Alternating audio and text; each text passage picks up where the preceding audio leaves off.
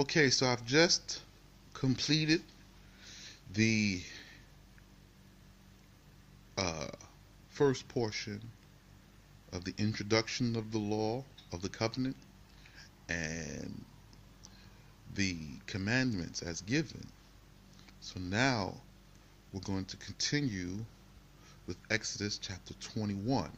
It's the beginning at verse 1. And these are the orders of judgments which thou shalt order before them. Now, these are judgments.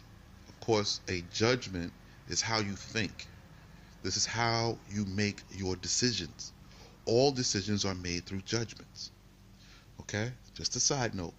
So that as we build the law and stand upon it to live it, you understand what the progression is.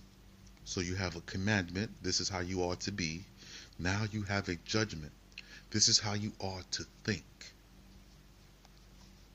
And these are the orders of the judgment which thou shalt order before them. If thou shalt have brought a son of Israel on account of his theft, 6 years he shall serve, and at the incoming of the 7th he shall go out free without price. If he came in alone, he shall go out alone. But if he be the husband of a wife, a daughter of Israel, his wife shall go out with him. If his master give him a wife and a handmaid, and she bear him sons or daughters, the wife and her children shall belong to his master, and he may go out alone. But if the servant shall affirm and say, I love my master, my wife, and my children, and I will not go out free, then his master shall bring him before the judges, and shall receive from them the power, and bring him to the door that has post, and his master shall pierce his right ear with an awl, and he shall be a servant to serve him until the Jubilee, or the Jubilee. Now, I have to pause here to give a little understanding. All right? So, for the people who wish to come to become a part of the nation of Israel, the sojourners, right? So, all of the nations have plundered Israel. So, on account of their theft, they have to work. See? So, this servitude is not slavery. It's a job. It's a job offer.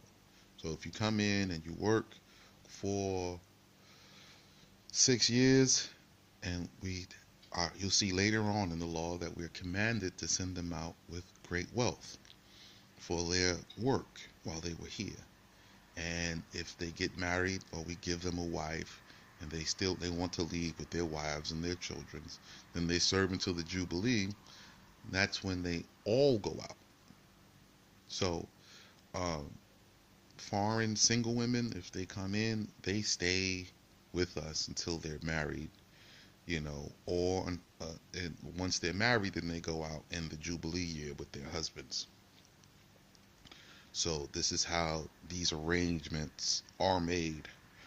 All right. So the men only serve 6 years. They go out in the beginning of the 7th, and the women stay until Jubilees. When by that time they should be married. That's like 50 years. So they should be married by then.